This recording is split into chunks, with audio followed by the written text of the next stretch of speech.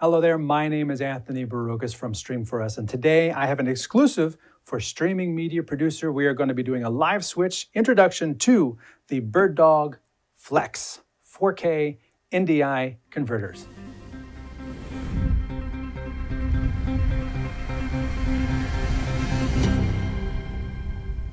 So, a bit up front, disclosure, BirdDog sent these to us for review. This is an early look so that we can have this out for you when these are announced later this week.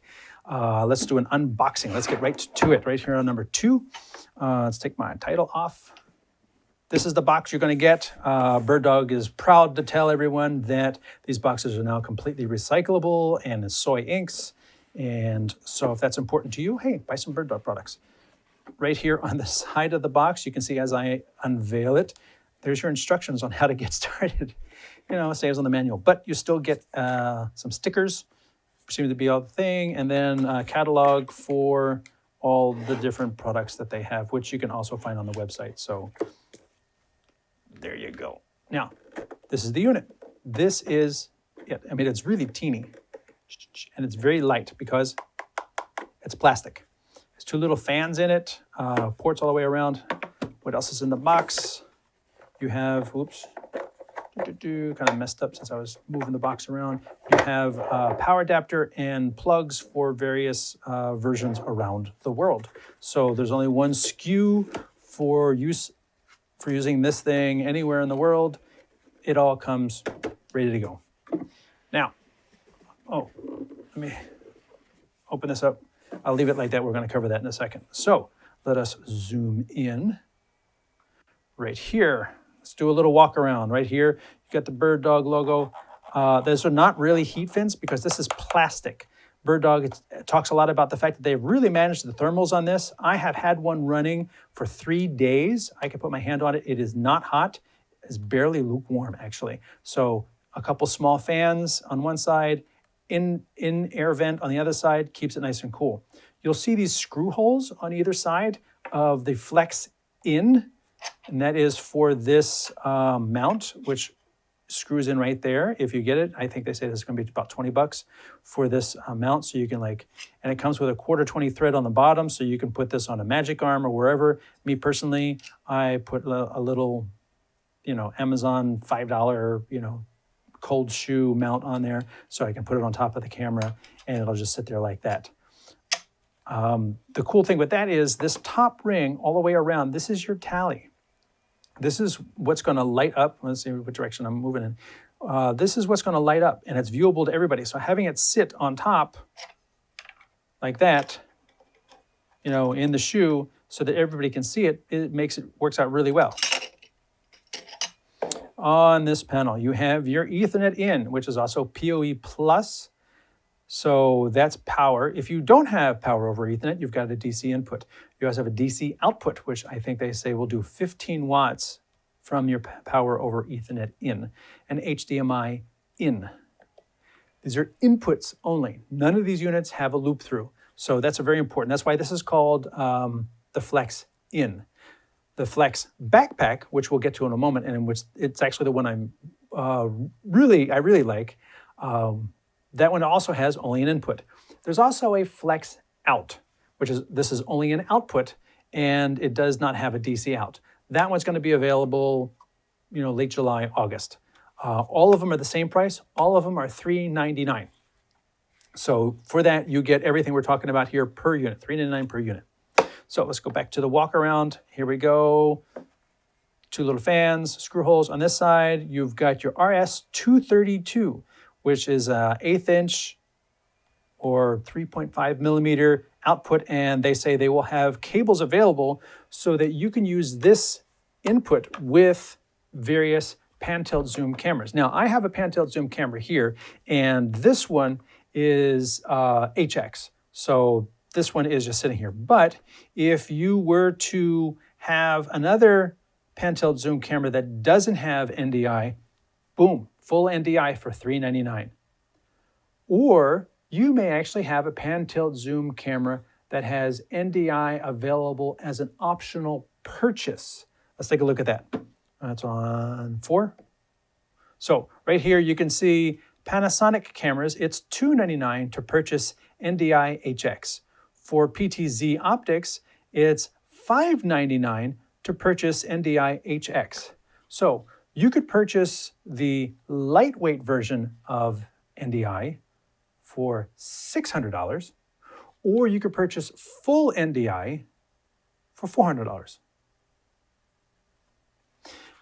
Continuing on, Sony cameras is $299.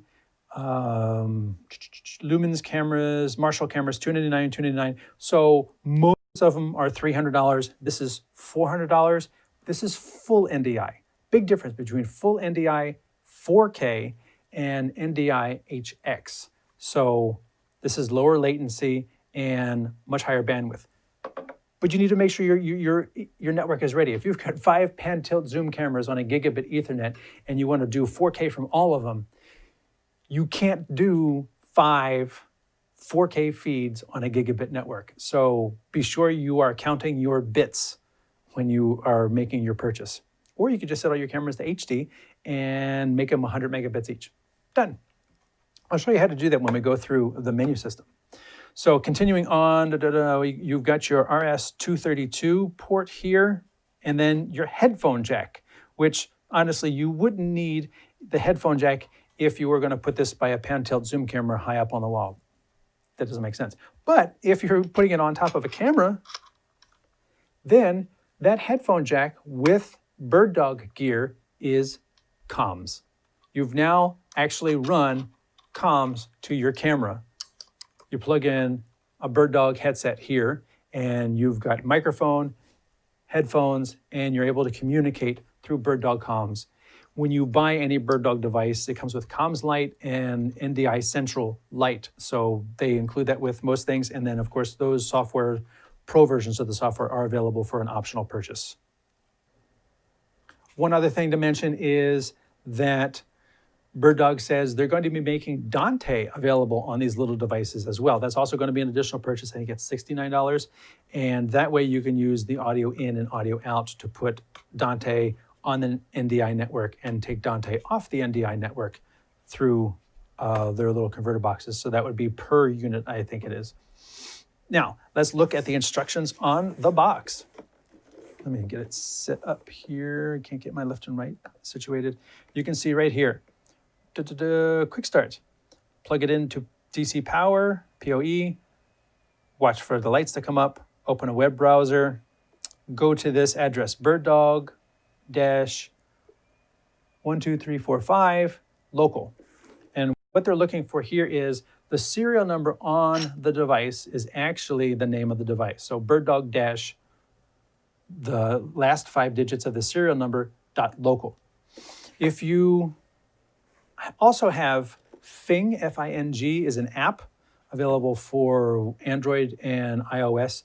That is a great way to catalog everything on the network and then get the actual IP addresses as well. At that point, it's a natural segue to look at accessing the devices. So let's look at when you, which is 4. This is what you get when you actually log into your device. This is the 4K Flex In. You can see that I'm up here with the password. The password, the default password is BirdDog, B-I-R-D-D-O-G. And then you hit OK. Don't save. Now, BirdDog name, BirdDog-749E1. Just like I says, the name of the device is the serial number of the device. Right now, I'm issuing everything via DHCP. Now, I would actually recommend, learn a bit about networking if you don't already. Right now, I just have DHCP just because my network is very simple and I'm working in a home studio. But if I was going to various places and I was deploying, bring your own router, bring your own cabling, bring your own network, bring your own Wi-Fi. Never rely on what's there. That's rule 1. If you read my article in Streaming Media Producer called 7 Rules for Mobile Multicam Success. Rule 1, bring your own Wi-Fi or your own router, essentially. And that's especially important because I'm using the Scarhoy controller to switch this show and run the pan-tilt zoom camera. And this thing works on, it talks directly to IP addresses. So If I power everything down, go to another location, power everything up, it's still going to try to address this pan-tilt zoom camera at the specific address that's programmed into the software. So dynamic doesn't always work for things that might be assigned a different address. Then this thing goes to talk to it and it's not there anymore, it moved. So having your specific NDI devices on fixed IP addresses, I think is very important, because that way devices like the Skarhoy are only going to look for them where they were last time. Also very good for a TriCast or a video switcher. It says, I know where camera 1 was, I know where camera 2 was, I know where camera 3 was, and they're going to be in the same places every time. That's really handy. I say that, and at the same time, as you look at the thing, I have everything set up to DHCP. So NDI connection info, you can see that this is coming in at 1080i59. Status is active, there's a serial number, BirdDog Flex 1.4, that's the firmware. The network information, you can see it's DHCP. This is where you would set it to a manual IP and even change the BirdDog name down here and then click apply.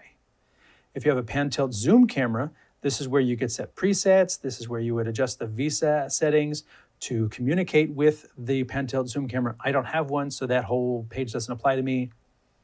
System, this is where you could change the password. You know, once you get them on a network, you want to make sure that you kind of lock things down a little bit more than using the default password for anything.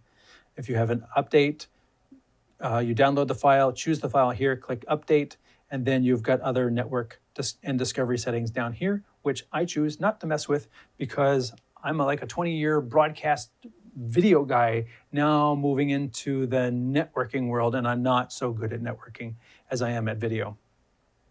Continuing on the AV setup over here, we're going to click on that. Video mode, 4K or HD. I have it set to HD.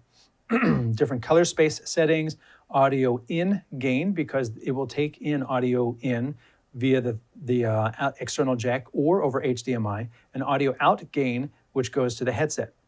Your NDI video bandwidth is variable. Now, right now I have it at a low of 60, and HD will go from 60 to about 150, and if you're in 4K, the max is, I think, 360 megabits a second, and you can bring it down a little bit from there. So be aware, if you have a gigabit network where you plan on deploying these, you are really only going to get, I'm going to say, a max of 3 4K sources on a gigabit network, and it's really going to start to impinge on other traffic on the network. So again, you're going to want a dedicated network for video, and if you plan on more than 3 4K sources, you're going to need a 10 gig network. Each of these devices are gigabit, but you're going to need a 10 gig switch to be able to handle 5, 6, 7 4K sources, if that's where you're going. So just be aware of managing your bits on a gigabit network. Now I'm in HD. I'm only doing HD here, so I have this one set to 60, and that means that I can put 10 of them on the network and still have space to spare. Let's go back to here. Let's come down here. NDI audio, mute or unmute. Onboard tally is on. When they shipped, it said off. I've already changed this one to on, which is why it's so easy to show. And then when you apply your changes, you click apply, and they're automatically applied. You don't have to like reboot the device. And then, of course, logging out. That's a quick look at the menu system. But again, like I said, this is the 4K Flex in. This is really cool. It's really small. Let me show you my phone. My phone literally hides the unit. I mean, it's tiny. It fits in my hand. That's how tiny it is. And it's light because it's got a plastic enclosure and the thermals are managed, so you don't need a big, heavy metal enclosure that's trying to pull heat off the processor. That's really cool. But what I've got over here is even better. I think it's better.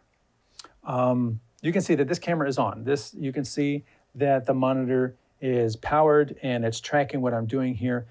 I have a battery in the camera, HDMI out, goes into the monitor, and then I have a blue cable over here. This is Ethernet, power over Ethernet. And the device that you can't even see is the BirdDog 4K Flex backpack. Now they call it a backpack because it fits on the back of a monitor. I am just using a big 7-inch monitor with this nice lens hood, but you could easily use an Atomos recorder. This will power an Atomos recorder, and The really nice thing with that is you can take 4K from your DSLR into the Atomos, record ProRes, 10-bit, have a really high quality signal here, then apply the gamut to the output. The output comes in, goes to the 4K Flex backpack, and then that signal is sent down the line to your video switcher. Or you could even output just HD, but still be capturing 4K on a fantastic monitor recorder like the Atomos. That is a great way to really get the best of both worlds. You're getting a fantastic, pristine recording of the signal before it even goes anywhere. No compression for network at all. And then you're getting the best, lowest latency, highest quality NDI signal down the line. And this will power this on top of your camera. That is, I think, crazy sauce. And it's also, like I said, it's $399, so it's $400. But you can see right here, this one is green.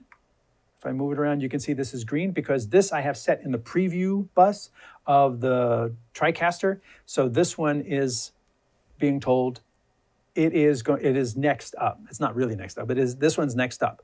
And this is taking the video in from the monitor because, again, these are not pass-through devices. I have to pass through the monitor. So my monitor has pass-through HDMI into the Flex, and then the only other cable here is this blue Ethernet cable for power over Ethernet and comms and Tally and RS-232 and eventually Dante, and it just goes on and on.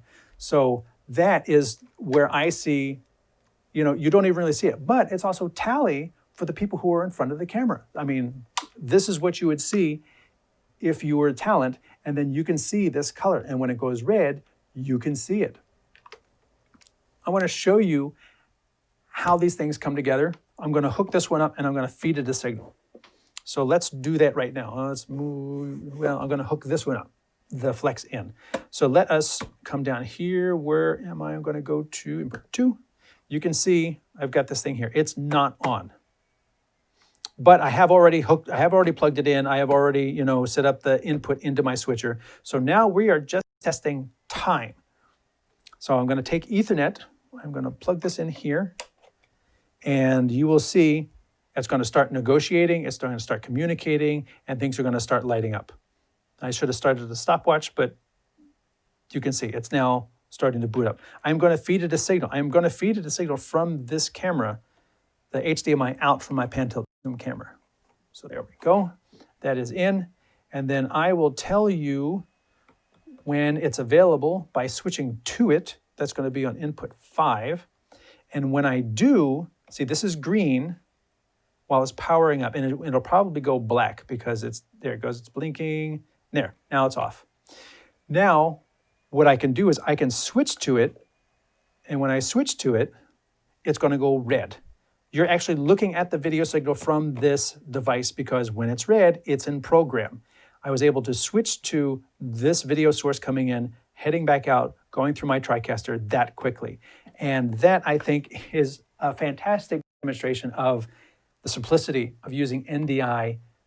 If you read my article, all in on NDI, I just being able to do this, plug things in and have them appear and just go. Plus, cabling is a lot easier than trying to run long HDMI cables. Anybody who's tried to run long HDMI cables knows. Plus, if you have 3 cameras at the stage and 2 cameras over there, you only have to run one Ethernet cable to the stage and 1 Ethernet cable over there, and then you put a little switch at each place. And it breaks out, and it breaks out. Oh, did you also need to feed a monitor at the stage? Okay, then you use the Flex out, and you just plug it into the switch that's already on stage for the camera that's up there. And then you send it whichever source you want using NDI Central. So, that's a pretty quick look at the Flex line of 4K converters from BirdDog. I'm happy they were able to get me a couple of these in time for us to have this review available while you're able to, during the announcement, so you're able to check this out as soon as you hear about it. If I could throw my 2 cents in, because I'm just a reviewer, I'm not working for BirdDog. I love these little things. They're fantastically small. They're really well priced. But What I would love to see is, it's nice to have it on the back of the camera up there on the monitor, but me personally, if I'm just going more simple and I have a smaller camcorder and I'm using just the little viewfinder, what I would love to do is I would love to put the flex right here on the back of the camera. So then the camera operator has this big tally right in their face. That would be really cool. But the downside is that, like on the Sony camera and most camcorders these days, the battery compartment is so deep that, I mean, this one, if I put it right here, it's literally sitting on the back of this battery. It's huge. The battery that Sony provides, the 970, is shorter than this battery. You can see right here. Not really. You can see right here that this battery is a little taller, but that's because it's got USB in it. And you put this thing on top, that is a really, I mean, it's actually bigger than the Flex. It's taller than the Flex is wide. And what I would like to see is the backpack has an NPF. This whole panel right here, this whole is different. It's not screwed on, it's the whole panel. It's integrated. I would love to see an extender so that I could take the Flex or the backpack, clip it onto my extender, and then clip that into my camera, and then I'd be good to go. Plus, what that would do for them is that would allow them to make, you know, they're passive, power in to power out. There's no electronics in it, but just plastic molding to go from Sony to Sony, to go from NPF, which is Sony, to JVC, to Panasonic, to Canon, and provide the power that the camcorder needs to see at the depth that it needs to be for that line of camcorders. I think that would be a wonderful addition. I have 3 of these already. I'd go get them tomorrow, and I'd be powering all 3 cameras over NDI from the BirdDog Flex. Well, I've talked enough, I think.